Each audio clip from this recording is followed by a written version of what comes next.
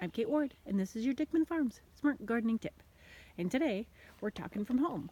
So I can show you guys a couple of things that you're going to find in the garden center and other things that are going to be upcoming and what they look like if they are at home. So, a couple of things that I brought with me today to show you guys that are wonderful ground coverers for early spring blossoms. So if you want to get a couple early spring things that are going to bloom for you before everything else gets going, here's some great things to choose.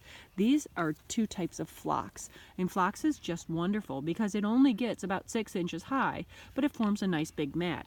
If you have a wall, it'll actually drape over that wall and just be gorgeous. But that's your early spring cover, and then when it's done blooming, it'll actually have a nice green, mossy sort of feel to it for the rest of the season.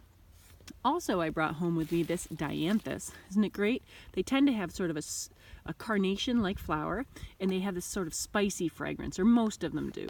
And again, most of them also have this semi-bluish green hue to them. You can see that dark green here and the bluish green here. Now, those are ones that you might get to put in the garden. But in the garden center this time of year and other places, you'll see things like this. This is a primrose, and primrose are actually perennials. So this one happens to be in its container still. But that said, I have some around here that actually come back for me year to year. It's a nice small perennial, and the big thing to know about these guys, well, two things. One, this plant here, the phlox, likes full sun and does the best in full sun. Primrose, on the other hand, likes a spot that's kind of cool during the middle of the season. So a part sun location is its favorite place to be, and it'll come back every spring and be nice and cheery for you. But the other thing we see quite a lot of are things like this. And this is a daffodil. Isn't it wonderful? So daffodils are a bulb, actually. And typically, we plant bulbs in the fall. We have our best selection then. But if you get a daffodil or want to give one, you might want to tell somebody like, hey, did you know that you can plant that in the garden and it'll continue to grow and be happy for you? How do I get it to do that? Well, you could go ahead and take it home and plant it. But if you're going to keep it in the house, put it in a sunny window and keep it actively growing. So even when the flowers are finished, you want to keep these greens actively growing. So you're going to treat it kind of like a house plant. They will eventually yellow out on their own, but give it some nice fertilizer while it's in the pot in your house so that it can get energy, and that's what these greens will do. They'll supply energy to get a nice big bulb so we can get lots of blooms next year. And then you can go ahead and plant it in the garden. So bulbs should be planted of this type about 6 inches deep. All right, in a sunny location, so every year they can come up and be cheery for you, like they here are for me in the garden. And you can see there's all sorts. There's some over there and there's some here. Now, I just panned through the garden, and if you're wondering, I have a whole lot of little bulbs all over the place in blue and different colors. There's some blue guys, and they're just naturalizing. But all those little guys, you'll have to wait for the fall to find. But what else is in the garden? Well, right over the top here, boop. Well, actually, in the front, that's a daylily. And that daylily is happily moving right along.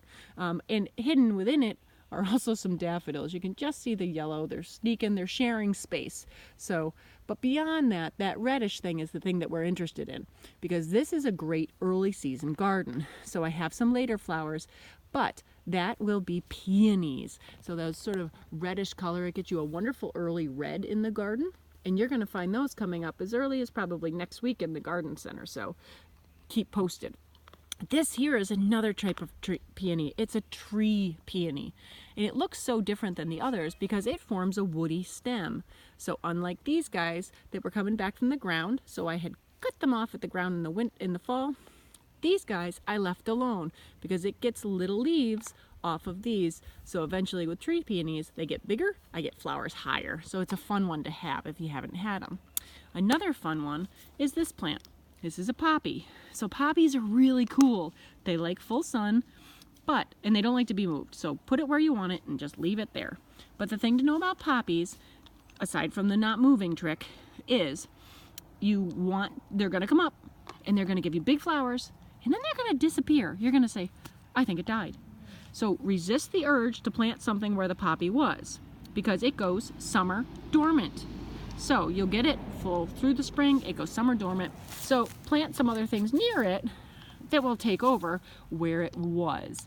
So those have just been some ideas of what you're going to see in the garden center coming up. That's going to give you some early spring color, and you might just know what to do with a gift. And the other thing is, if you keep going, you'll see, look at all those are, there's a little dirt on my hands. All those are daffodils that have naturalized, that have gotten or given as a gift, and I just stuck them in the ground. Oh, final thing, up there in my little containers I did for early, I put in pansies. It's really early. If it gets in the 30s, like the rest of these bulbs, they could care less. So I hope that's been some things that you can find interesting and enjoyable with this Dickman Farms Smart Gardening Tip. We'll see you soon.